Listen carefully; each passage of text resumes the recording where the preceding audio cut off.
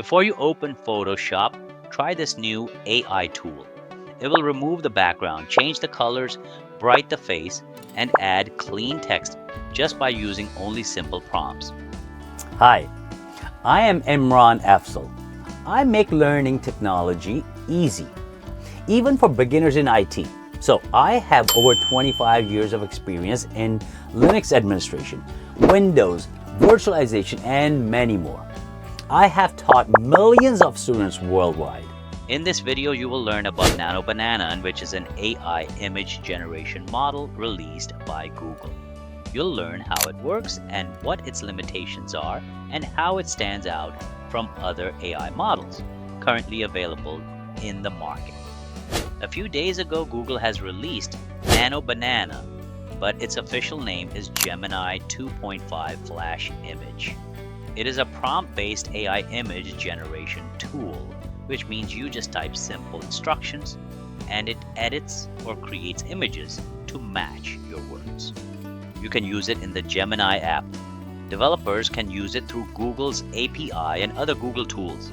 The cost on the API is about 3.9 cents per image. Some people talk about a stronger version called Grande Banana, but that one is not available to regular users. So, what can it do? You can ask for edits like remove the background, make the wall light blue, brighten my face a little, or add the word UTCLI in the top left, and it tries to do exactly that. It is very good at keeping a person, pet, or object looking like itself after changes. That means if you change the outfit, lighting, or background, the person still looks like the same person. It can also blend many images together, even a lot at once, so you could put yourself into a park photo or mix many items into one scene. You can edit step by step. Let me explain this. In the provided example, I first asked Nano Banana to remove the background of the image, and then I made one change in this image by asking Nano Banana to change the background color to blue.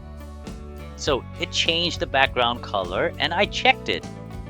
Then in the next step, I made another change by asking it to add the text in the image. So what it did here was that it added the text to the recently edited version of the image. And here the recent version is actually this image with blue background. So basically it didn't make the changes in this first version of the image, which is with the background removed.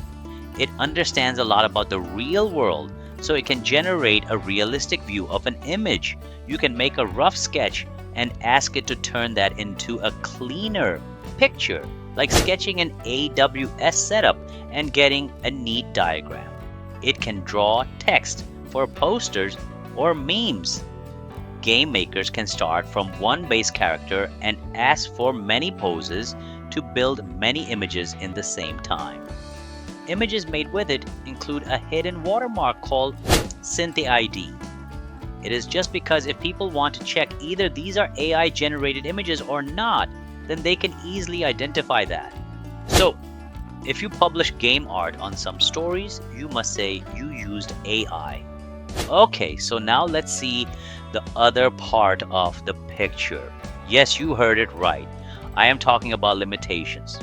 Sometimes it does not follow your prompt exactly, or it does nothing. Sometimes text looks wrong, like extra letters or broken words. Faces of real people can still look a bit different and more different in some cases.